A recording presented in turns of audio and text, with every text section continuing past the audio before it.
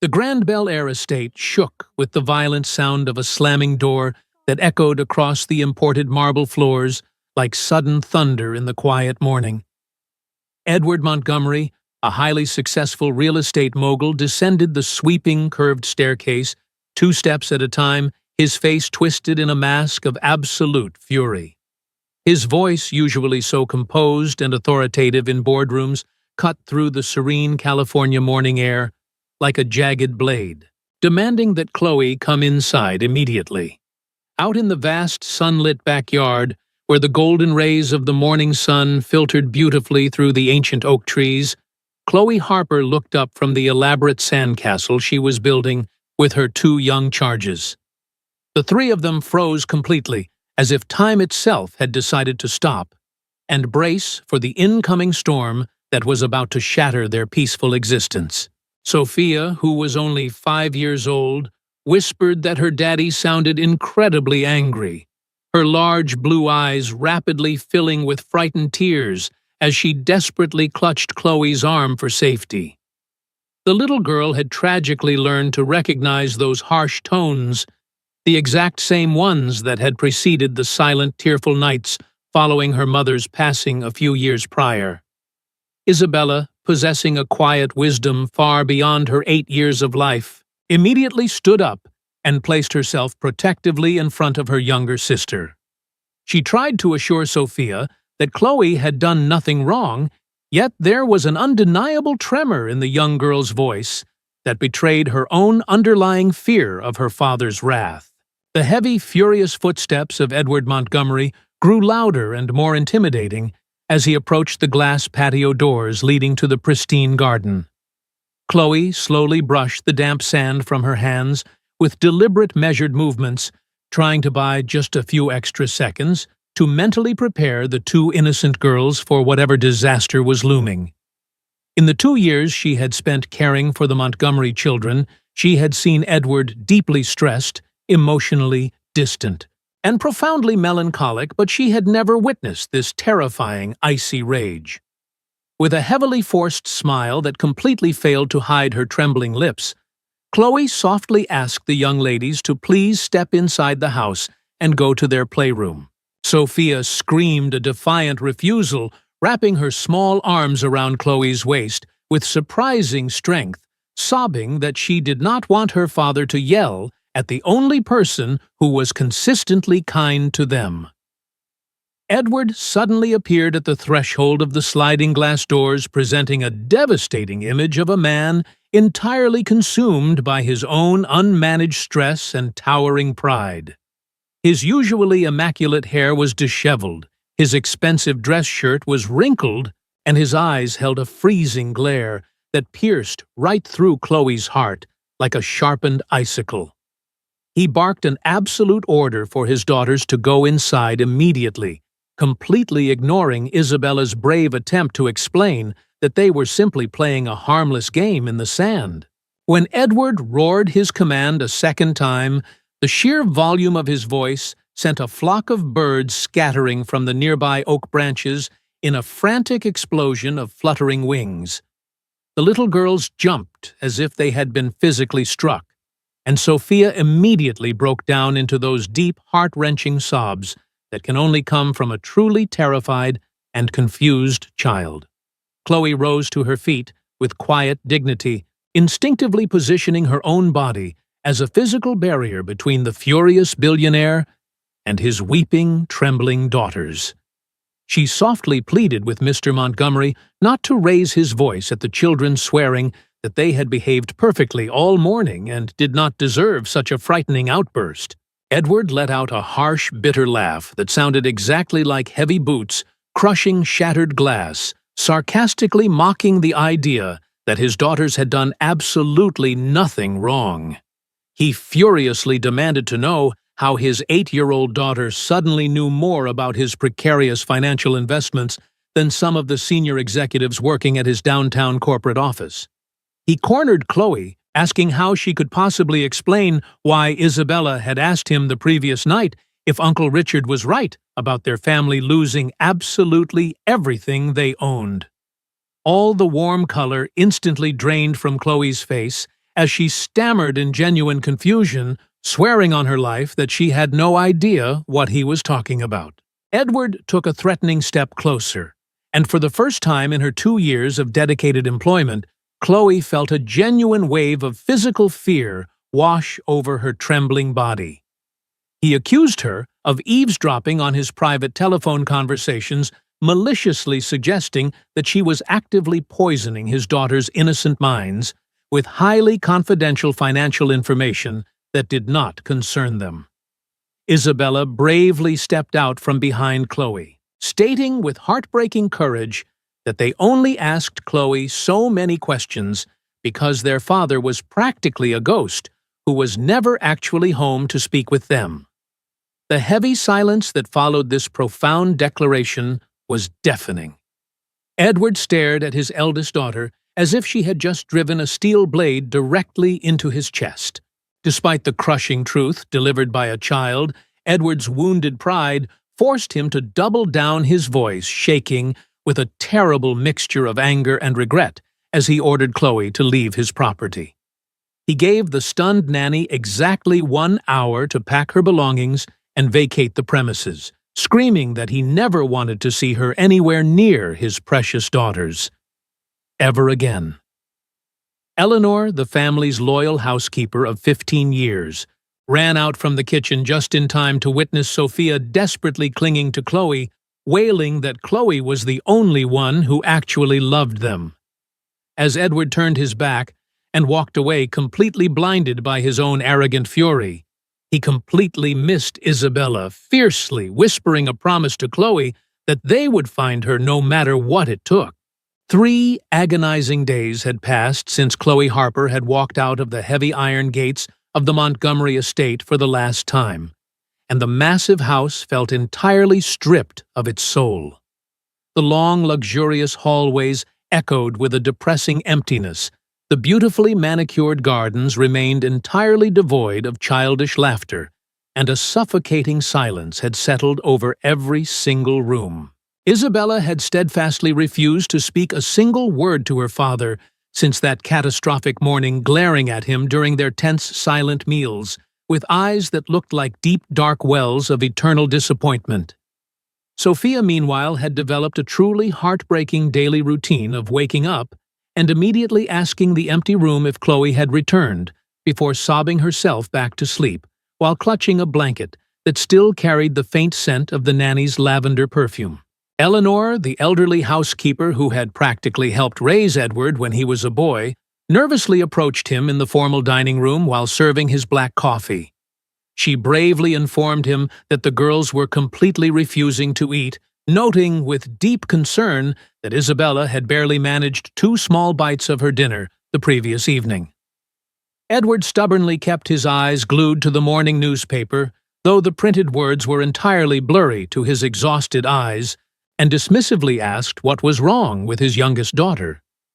Eleanor's voice trembled with genuine sorrow as she explained that Sophia only wanted to hear the specific bedtime stories that Chloe used to tell, crying that nobody else knew how to do the funny character voices correctly. Edward forcefully slammed the newspaper down onto the mahogany table, his own pronounced dark circles loudly betraying the fact that he had not slept more than a few hours in 3 days. He coldly insisted that children are naturally resilient and that they would eventually forget about the nanny and adjust to the new necessary reality of their daily lives. Eleanor took a bold step forward respectfully, but firmly telling her wealthy employer that he was entirely wrong, reminding him that these specific little girls had already lost way too much in their incredibly short lives. This thinly veiled reference to his late wife hit Edward like a physical blow to the jaw, and he was just about to severely reprimand the housekeeper when a blood-curdling scream echoed from upstairs. Edward and Eleanor rushed frantically to the 2nd floor, finding 5-year-old Sophia sitting in the middle of the hallway corridor, completely hysterical, while Isabella desperately tried to comfort her. Sophia was sobbing uncontrollably over a broken string of cheap imitation pearls that Chloe had bought her at a dollar store, crying that the necklace was ruined, and now Chloe would never come back to fix it. Edward immediately dropped to his knees, his heart clenching painfully in his chest, and gently promised his youngest daughter that he would buy her a brand new genuine pearl necklace that same afternoon. Sophia furiously pushed her father's hands away, screaming that she did not want his expensive gifts. She only wanted the cheap plastic beads that smelled like Chloe, and she wanted her nanny back. Isabella watched her father's pathetic attempt to buy Sophia's affection with an analytical expression that was deeply unsettling to see on the face of an 8-year-old child. When Edward tentatively reached out to touch his eldest daughter's shoulder, Isabella deliberately took a slow, calculated step backward, effectively treating her own father like a highly contagious stranger. Edward begged Isabella to speak to him, acknowledging that she was terribly angry, but Isabella calmly replied that she was not angry at all. She was just incredibly disappointed, noting that Chloe had taught them the difference. Those heavy words, delivered with the absolute unyielding gravity of a Supreme Court judge, forced Edward to slowly stand up, feeling as though he had aged 10 full years in a matter of seconds. Later that exact same night, after Eleanor had finally managed to lull an exhausted Sophia to sleep by awkwardly humming an out-of-tune melody, Isabella remained wide awake beneath her heavy duvet. She was not merely resting. She was meticulously plotting a complex rescue mission beneath the soft glow of her pink princess flashlight, writing furiously in a small notebook Chloe had gifted her for her birthday. On the very first lined page, using her absolute neatest second-grade handwriting, the young girl proudly titled the document as her official master plan to find and rescue Chloe Harper. She began listing every tiny detail she could possibly remember from her late-night chats with her beloved nanny, piecing together the puzzle of Chloe's private life outside the wealthy bubble of Bel Air. Isabella documented that Chloe lived in a neighborhood in East Los Angeles. She had to take 2 different public transit buses to get to work, and her mother Evelyn was very sick and needed expensive medications. A tiny voice suddenly whispered from the adjacent bed, and Isabella quickly clicked off her flashlight, thinking she had accidentally woken her little sister with the scratching sound of her pencil. Sophia quietly admitted that she was too sad to sleep, asking her older sister with heartbreaking innocence if she thought Chloe missed them as much as they missed her. Isabella slid silently out of her bed and crawled under the covers next to Sophia, firmly whispering that, of course, Chloe missed them, but adults were often too foolish and proud to admit their terrible mistakes. Sophia eagerly sat up in the darkness, her bright eyes suddenly shining with a fierce, unexpected glimmer of hope, and boldly suggested that they should just leave the house and go find their nanny themselves. Isabella felt a massive surge of pride and determination welling up in her chest. She immediately swore her little sister to absolute secrecy, explaining that their father and Eleanor would never understand their mission. For the next hour, the 2 brave siblings whispered in the pitch-black room, combining their shared memories to remember that Chloe lived near the Golden Wheat Bakery in a house with a faded green door. Unbeknownst to the plotting children, Edward was standing silently right outside their slightly opened bedroom door, silently weeping into his hands as he realized his daughters possessed infinitely more courage and loyalty than he did. The bright California sun was barely peeking over the rolling hills of Los Angeles when Isabella awoke with the focused, intense determination of a seasoned military general preparing for a massive campaign. Despite having slept for perhaps 3 short hours, her mind was incredibly sharp and entirely focused on executing the most daring and dangerous mission a child could possibly attempt. Sophia was still sleeping peacefully, clutching the carefully gathered plastic pearls tightly against her chest, her face relaxed and free from the sorrow that usually plagued her waking hours. Isabella gently shook her sister's shoulder, whispering that it was finally time to begin their secret operation, and Sophia immediately sat up, her eyes wide and fully alert. The 2 girls quietly agreed on their designated roles for the morning. Sophia was to act completely normal, but ask highly specific, innocent-sounding questions, while Isabella would silently analyze the answers to gather critical logistics. When they gracefully descended the sweeping staircase for breakfast, they found Edward already sitting at the long dining table, looking more defeated and hollowed out than they had ever seen him. His expensive custom suit hung slightly loose on his frame, and the heavy bags under his eyes suggested a man entirely consumed by his own tragic, irreversible decisions.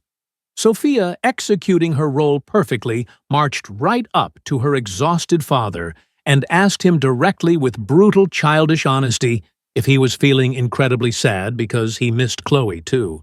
Edward nearly choked on his hot coffee, coughing violently, while Eleanor accidentally dropped a heavy silver serving spoon onto the floor with a deafening metallic clatter that echoed through the room.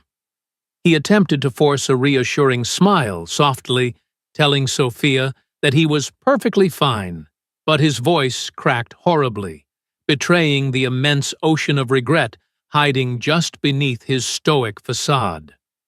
Sophia wisely pointed out that Chloe always taught them that when someone looks very sad, it simply means they desperately need a warm hug to feel better.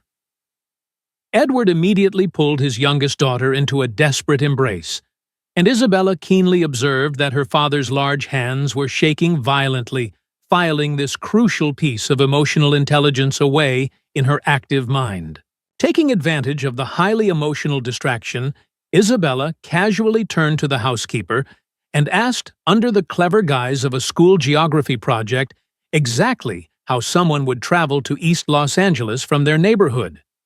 Eleanor, entirely oblivious to the child's ulterior motives, wiped a tear from her eye and explained that it was a very long, difficult journey that required taking 2 separate public buses.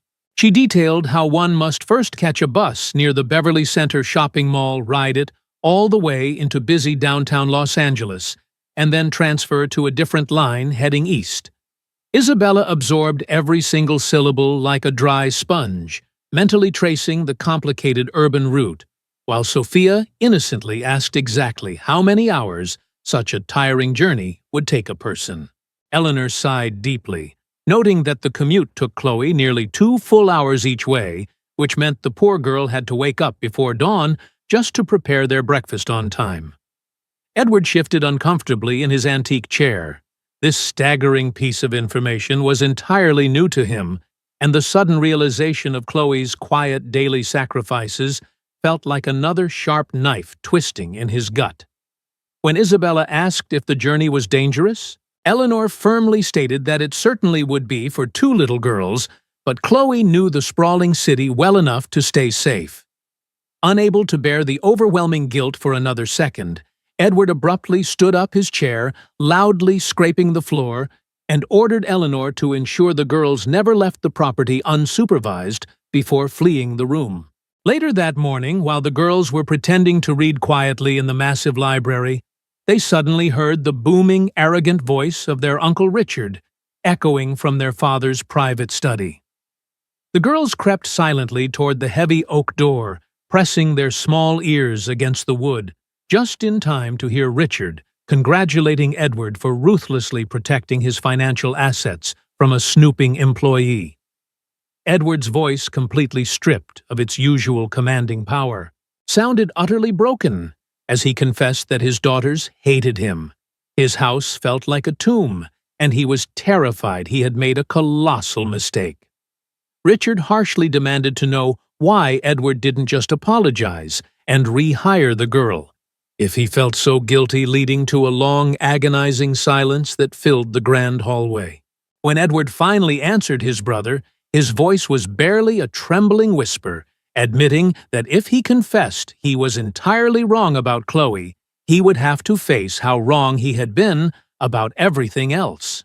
The girls tiptoed back to the library, their hearts pounding in their chests. Isabella looked at her sister with blazing eyes, declaring that since their father was too cowardly to fix his mistake, they would simply have to be braver than him. Saturday arrived with a flurry of activity, as Eleanor had promised to take the girls to the luxurious Beverly Center Mall to to purchase an expensive gift for their father.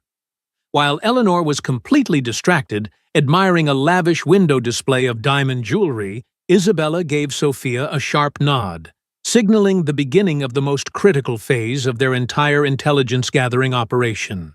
Isabella swiftly slipped away into the bustling mall crowd, her heart hammering against her ribs, and confidently approached a friendly-looking security guard standing near the main glass exit doors. She politely asked the uniformed man exactly how much a bus ticket to downtown Los Angeles cost, spinning a flawless lie about needing to know for a school math assignment regarding public transportation. The guard smiled kindly and explained that the fare was exactly $20 per person for the entire trip, meaning Isabella quickly calculated they would need exactly $80 for a round trip for two. She rushed back to find Sophia, successfully distracting Eleanor in a high-end pet store. Their plan was fully funded by their piggy banks, and tomorrow they would finally bring their beloved Nanny home. Sunday morning dawned with a brilliantly clear sky, the kind of perfect California day that made the wealthy residents of Bel Air feel entirely secure in their isolated, pristine bubbles of absolute luxury.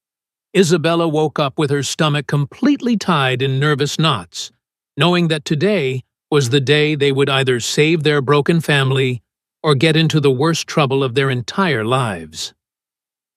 Sophia was already sitting at the edge of her bed, wearing her favorite sturdy sneakers and clutching a tiny pink backpack loaded with 3 chocolate chip cookies, 2 water bottles, and her favorite stuffed bear.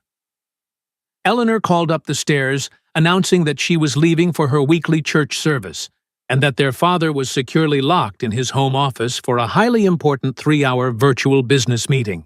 The heavy front door clicked shut, and the absolute silence of the massive house served as the final starting pistol for the girls' incredibly daring and meticulously planned urban escape.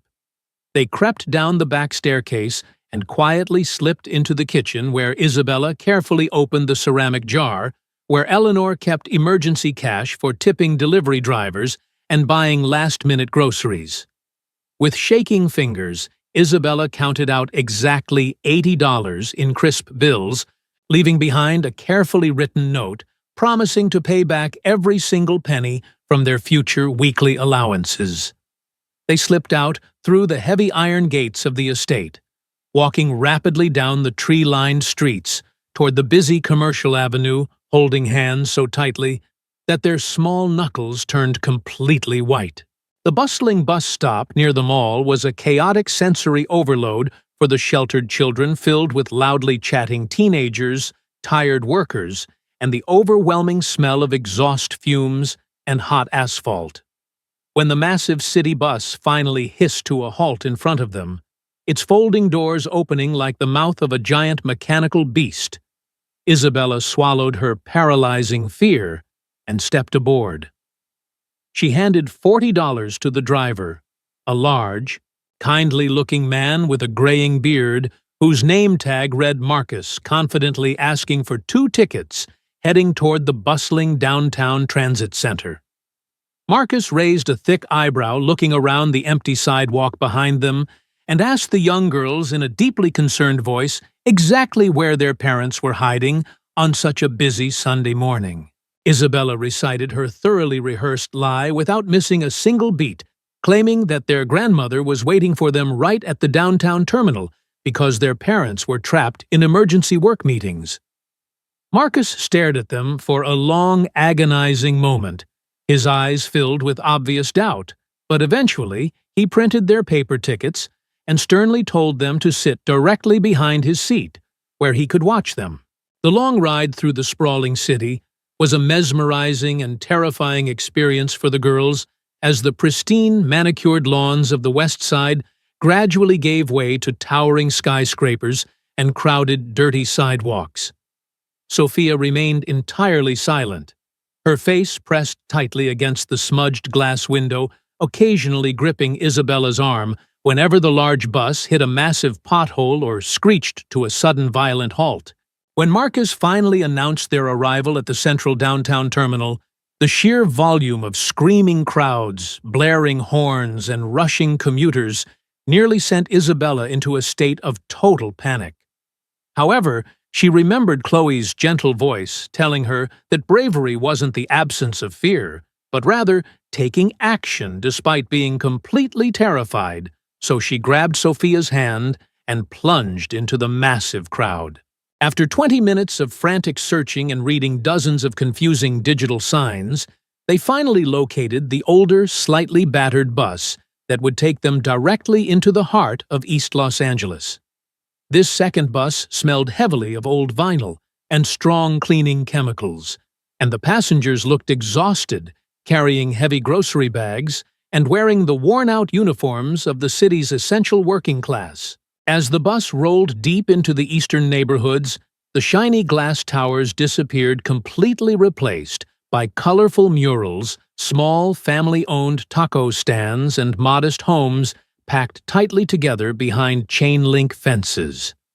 Isabella nervously checked the small detailed map she had drawn in her notebook, anxiously waiting for the driver to announce the specific intersection where the famous Golden Wheat Bakery was located.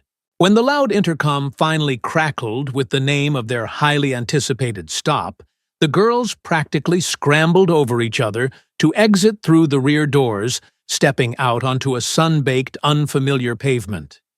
The delicious, comforting smell of freshly baked sweetbread immediately washed over them, providing a desperately needed moment of calm as they stood outside the brightly painted bakery, trying to find their bearings. Isabella bravely pushed open the glass door of the bakery, a little bell chiming brightly overhead, and approached a plump, smiling woman wearing a flour-dusted apron, whose name tag identified her as Mrs. Higgins. Mustering every ounce of her remaining courage, Isabella politely asked the friendly baker if she happened to know where a young woman named Chloe Harper lived with her sick mother, Evelyn. Mrs. Higgins's smile widened into a massive, warm beam, proudly declaring that everyone in the neighborhood knew and loved the Harper family before giving the girls highly specific walking directions down a nearby side street. She pointed a flour-covered finger toward a narrow alleyway, explaining that Chloe lived exactly 3 blocks down in the very last small house on the left, which famously featured a bright green front door. The girls thanked the baker and practically sprinted down the cracked sidewalk, their exhausted little legs pumping with pure, unadulterated adrenaline as they navigated the colorful, music-filled streets of the vibrant neighborhood. Finally, they spotted it, a tiny, impeccably neat stucco house with a brilliantly painted green door and a small porch completely overflowing with flourishing, beautiful potted plants of every imaginable variety.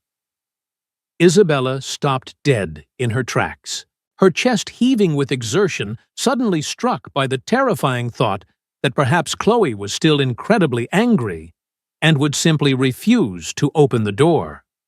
Sophia, possessing none of her older sister's complicated adult anxieties, marched straight up the concrete steps, balled her tiny fist, and pounded on the green wood with all the furious strength her small body could muster.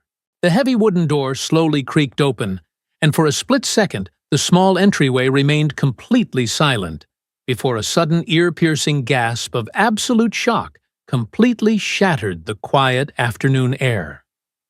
Chloe Harper stood in the doorway, wearing faded sweatpants and an oversized t-shirt, her usually vibrant face pale, and her beautiful eyes incredibly red and swollen from what was clearly days of non-stop weeping.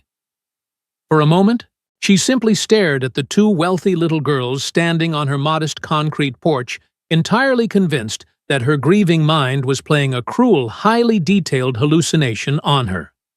Then Sophia let out a massive, soul-shattering sob and launched her tiny body forward, crashing into Chloe's legs with such desperate, clinging force that the young nanny nearly lost her balance and fell backward. Chloe instantly collapsed onto her knees right there in the doorway, violently throwing her arms around both girls and burying her tear-soaked face into their shoulders, sobbing with a mixture of absolute joy and pure terror. She frantically kissed their heads, her shaking hands running over their hair and faces to ensure they were entirely real and completely unharmed, repeatedly whispering their names like a sacred, desperately needed prayer. After dragging them safely inside the incredibly small but meticulously clean living room, Chloe demanded to know exactly how they had managed to cross the massive city, absolutely terrified that their father was frantically searching for them.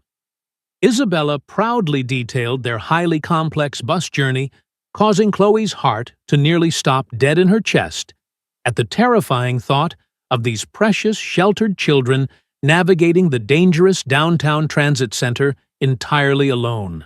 A gentle, raspy voice suddenly floated from the tiny back bedroom, and a frail but beautiful older woman slowly shuffled into the living area, heavily leaning on a polished wooden cane for necessary support.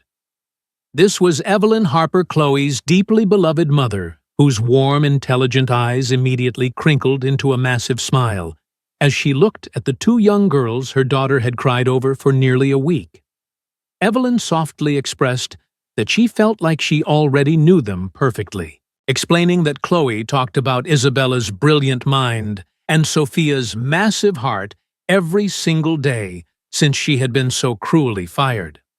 Sophia immediately ran over and gently hugged the elderly woman around her waist, proudly declaring that she had brought her favorite stuffed bear just in case Evelyn needed a friend while she was feeling sick.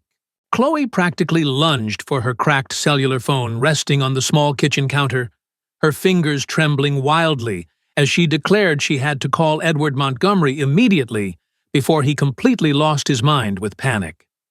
Isabella forcefully grabbed Chloe's hand, looking up with incredibly serious ancient eyes, and begged the nanny to wait just 5 short minutes so they could finally explain the absolute truth about why they had run away. Isabella took a massive, shuddering breath and revealed the closely guarded secret the girls had been hiding behind the library sofa, playing hide-and-seek, when they accidentally overheard Uncle Richard yelling at their father about losing terrible amounts of money. Chloe completely froze in place, the phone slipping slightly in her sweaty grip as the staggering weight of this massive revelation slowly washed over her deeply exhausted and emotionally shattered mind. Sophia eagerly chimed in, loudly explaining that because their father was always hiding in his office, they had naturally asked Chloe to explain what going completely bankrupt meant entirely innocently and without any malicious intent. The tragic puzzle pieces rapidly snapped together in Chloe's mind. Edward had entirely assumed she was maliciously eavesdropping on his highly confidential business calls, punishing her severely for the innocent curiosity of his own bored children. Evelyn gasped loudly, covering her mouth with her trembling hand, deeply horrified that her wonderful, fiercely loyal daughter had been viciously humiliated and thrown out into the street for a crime she did not commit. Chloe dropped to the floor, completely overwhelmed by a massive tidal wave of relief and lingering pain, finally realizing she had not failed her beloved girls, but rather their paranoid father had catastrophically failed her. Suddenly, the cracked screen of Chloe's cellular phone lit up brightly, loudly blaring a generic ringtone that made everyone in the tiny living room jump completely out of their skin in sheer terror.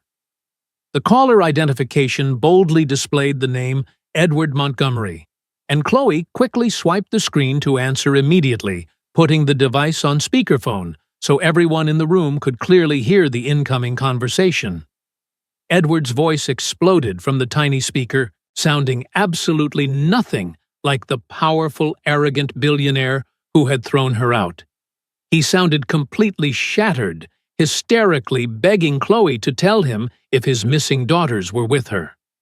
Chloe kept her voice remarkably steady, and entirely professional, assuring the frantic, weeping father that both of his young daughters were sitting safely in her living room and were completely unharmed.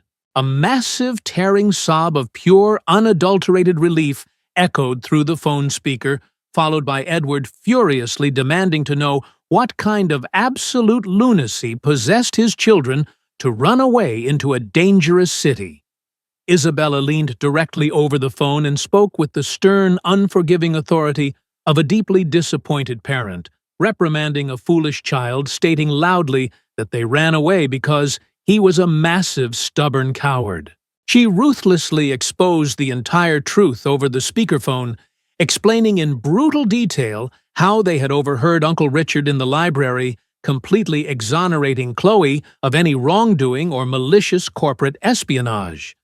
The silence that instantly fell over the telephone line was incredibly heavy and profoundly suffocating, stretching on for what felt like an eternity, while Edward mentally processed the catastrophic magnitude of his own arrogant stupidity.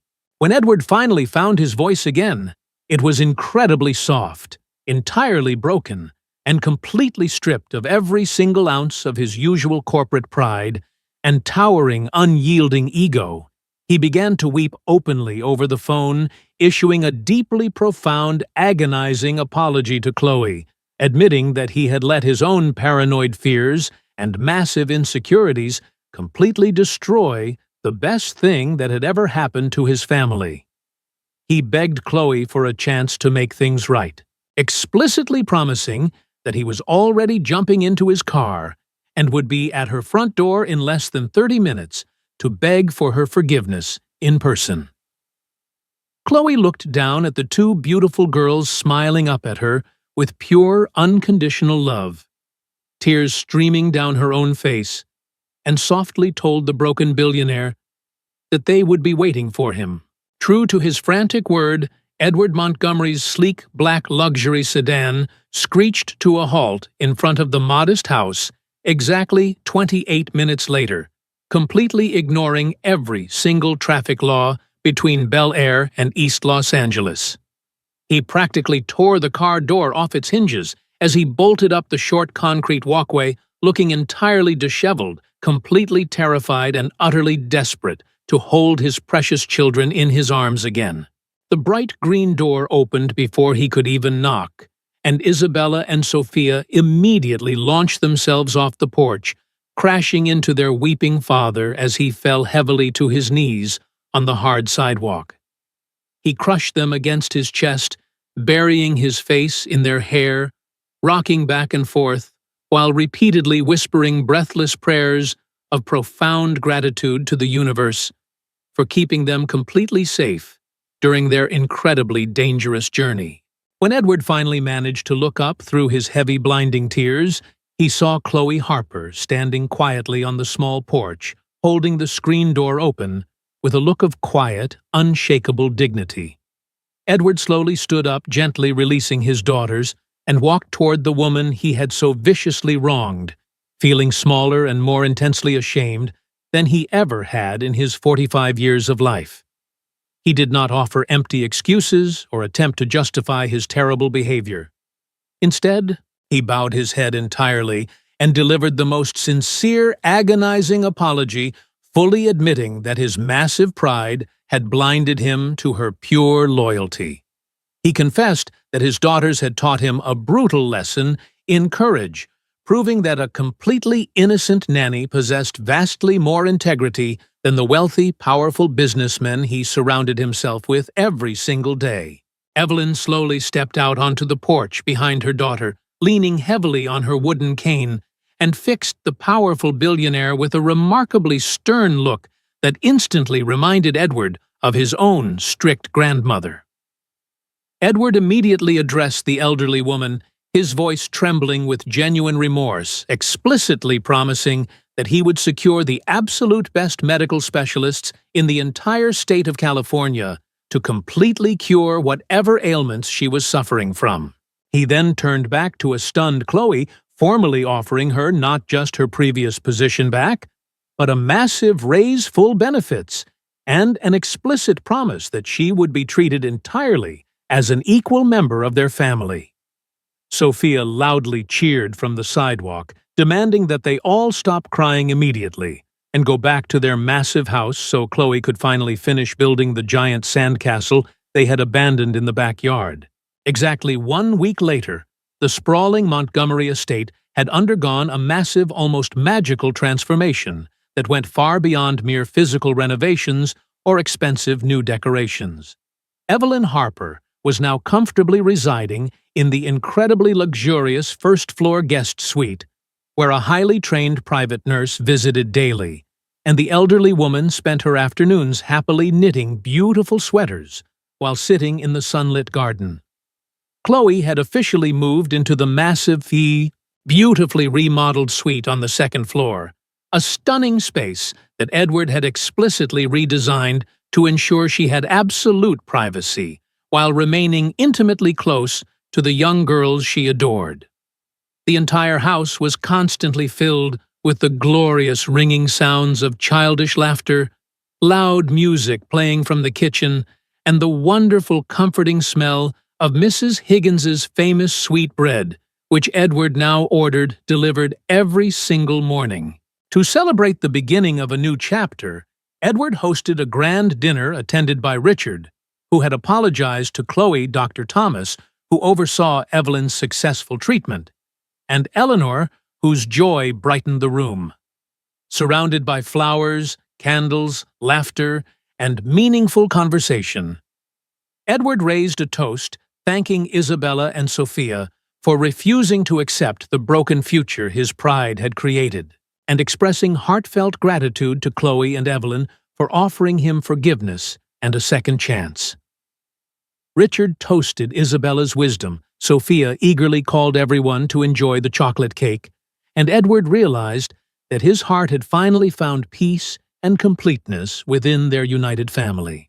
Later that night, after the guests had left, Edward discovered a handwritten note from Isabella thanking him for finally showing the same courage that she and Sophia had shown, adding that their mother would be proud of the loving family they had built together.